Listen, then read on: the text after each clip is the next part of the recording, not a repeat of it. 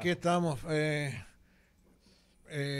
Yo creo que el presidente Luis Abinader está haciendo bien con esto de plantearse un proyecto amplio en energía fotovoltaica.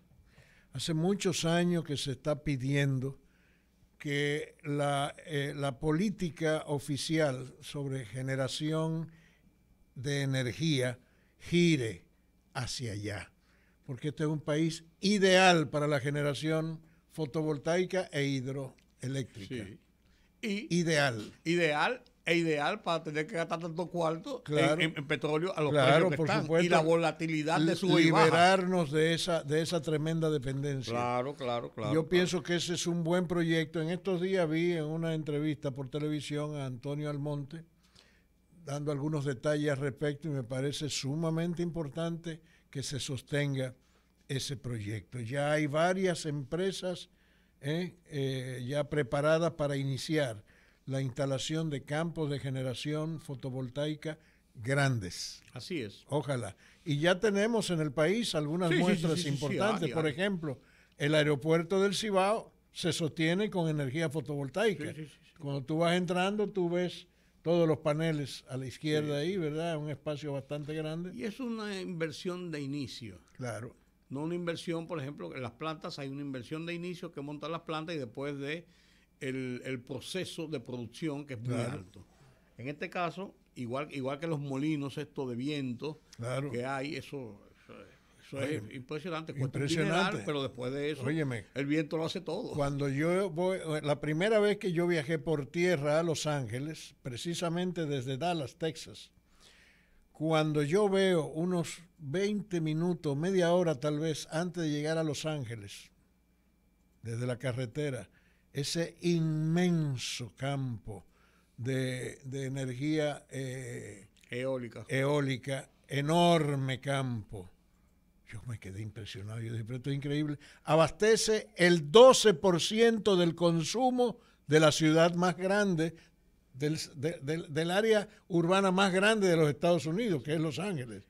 El 12% de la demanda de energía lo suple ese centro de generación al tiempo eólica. De tu ver esa maravilla de la tecnología, también pensaste, te remontaste un poco a la literatura y pensaste, si el Quijote pasa por aquí, Sancho queda loco. Muy bien. Porque son muchos los molinos. No, pero extraordinario aquello. Así es. Entonces, en nuestro país tenemos ventajas bellísimas, enormes, para producir energía no dependiente del petróleo ni de nada de eso. Así es. Tú mencionaste Texas, y Texas fue blanco a principios de la semana pasada de una situación horrible que consternó al mundo, no solamente a los Estados Unidos. Que sí. Aquel jovencito de 18 años que armado de un fusil y una pistola disparó salvajemente contra los jovencitos niños en un aula y por toda la escuela mató 19 y a una profesora. Así es. Y esto ha sacudido los Estados Unidos, pero esto había sido precedido de otro jovencito de 18 años en Búfalo que atacó a un supermercado en una comunidad mayoritariamente de gente de color.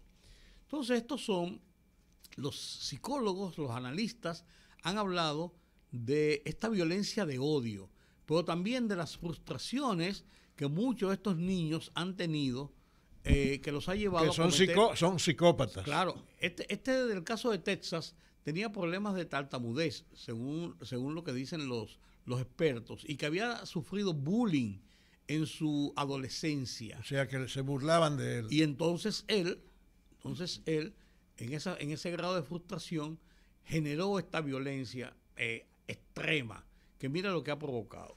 Tenemos con nosotros a una experta, a la psicóloga Rosa Hernández, quien es psicóloga clínica, máster en intervenciones de psicoterapia de la Universidad de Salamanca y es terapeuta del Centro de Vida y Familia. Y quisiéramos conversar con ella para que nos ilustre un poco sobre los efectos de este bullying, de esta situación de cadena situaciones que después nos horrorizan. Buenas tardes. Buenas tardes.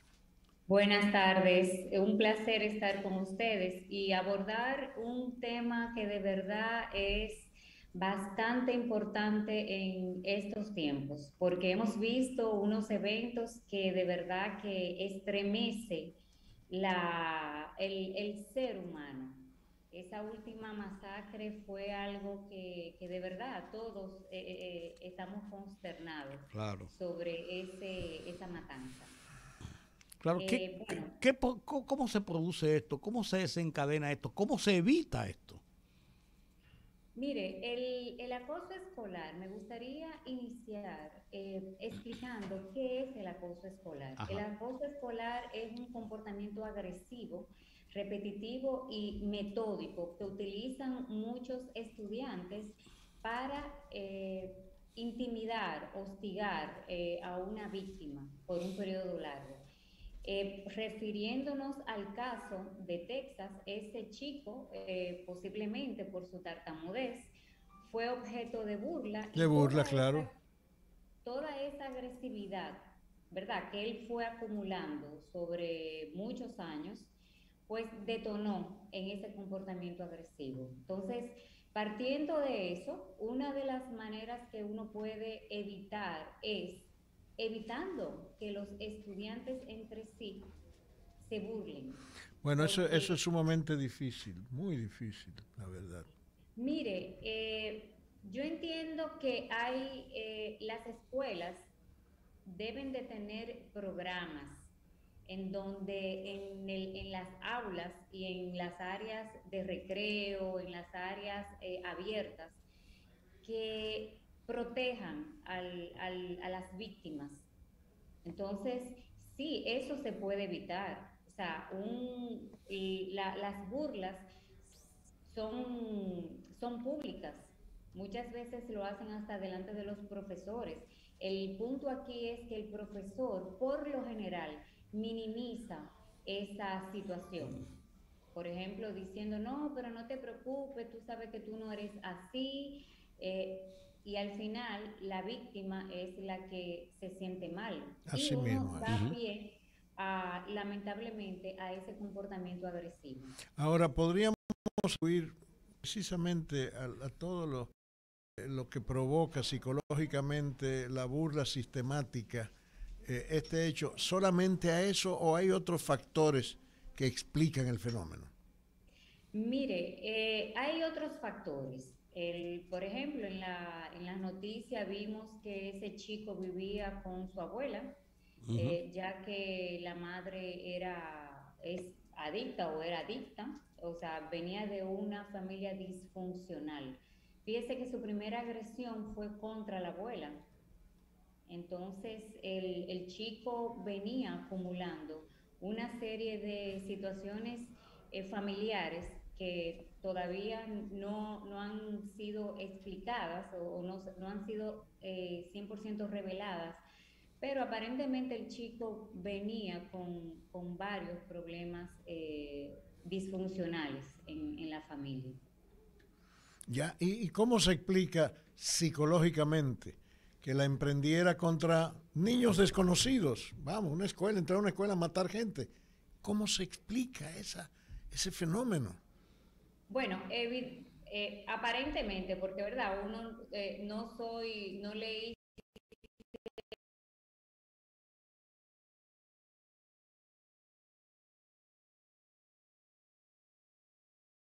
Sí, era un claro, chico antisocial. De claro. hecho, en una de las noticias, un ex amigo de él indicó que se había separado de él porque él en las noches cogía una pistola de esas que se utilizan con balas de salva y salía en la noche a disparar a las personas en la calle. Entonces, ese chico tenía algunas conductas antisociales. No tenía amigos, de acuerdo a las informaciones que circulan, lo cual te da a ti vamos a decir, uno puede inferir que ese chico tenía, más allá de un comportamiento agresivo, una situación psicopatológica. Ya. Lamentablemente, con su fallecimiento, Sí. no podemos tener más información que lo que den hoy día los ¿A familiares. usted le ha tocado en su experiencia profesional, en un caso, aunque no de esta categoría, ¿verdad? Algo que pudiéramos valorar en el sentido que usted plantea, aquí en su experiencia profesional, le haya tocado algún caso, bregar con algún caso de esa línea? De psicopatología, bueno, Correcto, sí. Sí. uno puede ver que hay niños que, por ejemplo, son muy asiduos a abrir lagartos. Yo tuve un caso de que un niño me dijo a mí que dentro de la conducta que él hacía de exploración, ¿verdad?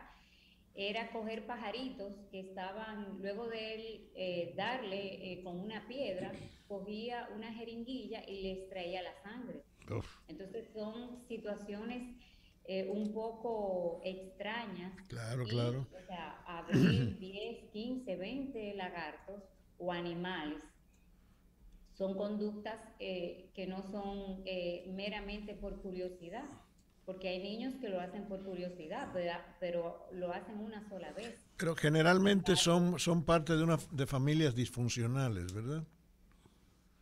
por lo general sí. De los casos que he tenido, hay un ambiente, no necesariamente los hijos de padres divorciados, sin embargo, por lo general son chicos que han vivido con los abuelos porque ha habido un abandono parental, han sido niños agredidos, maltratados, violentados, algunos hasta abusados sexualmente y otros, sí, con abuso escolar, con el acoso escolar. Ya. Qué interesante. Y entonces, esos niños, yo me pregunto lo siguiente, ¿cómo una sociedad, y es una reflexión mía, y no, usted no quiere, no entrar en esos detalles, cómo una sociedad da oportunidad a que cualquier niño, un muchacho de 18 años es un niño, por más grande que sea y por más despierto que sea y por más internet que haya jugado, es un niño con una formación todavía no definida totalmente de su personalidad y su trayectoria. Puede tener acceso tan fácilmente a armas de alto calibre. Esto también no fomenta esa facilidad y esta a veces sentido de poder que le da un arma a un niño, poderse manejar. Mire, definitivamente en la sociedad americana, el acceso a las armas es a partir de los 18 años. De hecho, parte de la información que circula es que fue hace poco que él obtuvo ese rifle, con el arma Ujú. con que mató. Entonces, una otras de las informaciones que surgieron fue que él jugaba mucho videojuego violento.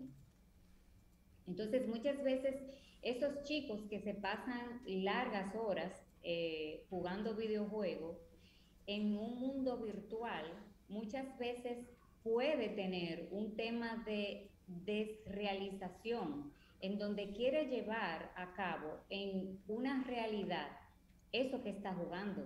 Entonces, eso es lo peligroso de los videojuegos, que muchas veces pierden ese sentido de realidad y de empatía hacia otros. O sea, es algo que uno se pregunta, pero ¿qué le pasó por la cabeza a ese chico que fue contra inocentes, ni siquiera contra pares de él, Claro. jóvenes de 17 y 18 años, sino niños de primaria? Déjame hacer una pregunta, sin tener que citar nombres, lógicamente, por aquello del respeto y de la ética. Eh, en República Dominicana se han dado casos, quizás no en la magnitud de esto que ocurrió, se han dado casos de esa naturaleza. Sí, recientemente, bueno, en mayo ahora, una niña de 11 años le sacó el ojo izquierdo con un palo a un niño de 8 años en la comunidad de Piedra Blanca, Bonao. Oye, eso. Y realmente el niño ya había externado tanto a su familia como a los profesores que esa niña lo hostigaba nadie hizo nada. Sí, hasta que se produjo el hecho. Bueno, Hasta que se produjo. bueno, ¿qué usted les recomienda a los padres de familia frente a, qué sé yo, indicios que pueda mostrar un niño de esta conducta? ¿Qué usted les recomienda? Mire, lo primero que se produce en una víctima, ¿verdad? En un agresor, son cambios de comportamiento. En la víctima son evidentes, por ejemplo, golpes sin explicación, tratan de no ir al colegio, no quieren ir al colegio, somatizan, le dan mucho dolor de cabeza, de barriga, evitan contacto social con los amigos del colegio y es evidente también el bajo rendimiento académico. Ya, Entonces, esas son señales con respecto a la víctima. Con respecto al agresor, porque en un acoso escolar participan tres: la víctima, el agresor y los espectadores. Que muchas veces lo que hacen es firmar. Muchas veces esos espectadores, que pueden ser pasivos o activos, estimulan. Los activos son los que van con el agresor y son los que instigan a que haya más violencia. Los pasivos son los que muchas veces cogen el celular en vez de ir a buscar a un adulto para que intervenga, simplemente cogen un celular. Entonces, con relación a lo que usted preguntaba sobre las señales, en el acosador es evidente un comportamiento agresivo. Es aquel niño que todo lo quiere para allá, muchas veces es un tanto popular dentro del grupo y por lo general tiene problemas conductuales. Entonces siempre es importante que los padres observen en casa y que estén atentos a lo que el colegio reporta. Ya son señales, claro. Claro, son señales. Sí. Y el colegio también debe de observar, porque por lo general el acoso escolar se hace en áreas que no hay adultos. Ese es el problema del acoso. Algunas veces sí, lo hacen en presencia, por ejemplo las burlas, pero las agresiones por lo general no lo hacen en presencia de adultos. Así es. Bueno, qué fuerte. Bueno. Ahora, en nuestro tiempo, los padres decían, dar una buena pela y ya. Sí. No, estaba excúseme usted, porque estaba la psicóloga, sí. que era bastante temida en las casas. Excúseme con todo el respeto que usted me merece, pero esa psicóloga, cuando te hacían así y te la blandían, te ponía pianito. Pianito ahí mismo. Gracias, doctora. Dígame. Sí, lo que pasa es que ese es el asunto. O sea, anteriormente se utilizaba la violencia como un método de corrección disciplinaria. Claro. El problema es que no hemos dado cuenta que no es el mejor. O sea, claro, no, yo estoy convencido de eso. Ni Colombo ni yo lo estamos estimulando. Estamos diciendo lo que nos pasó a nosotros. Si a mí no me hubieran dado las 10 o 20 pelas que me tocaron, quién sabe qué hubiera sido de mí. Nosotros estamos hablando por lo que nos tocó, no lo estamos estimulando. ¿Verdad, Colombo? Gracias a la psicóloga clínica Rosa Hernández. Qué buenos consejos y qué buena referencia de toda esta situación que está pasando. Muchas gracias. Pase buenas tardes. Buenas tardes. Igualmente, a su orden siempre. Gracias. Sí, señor. Mira, y hablando de eso,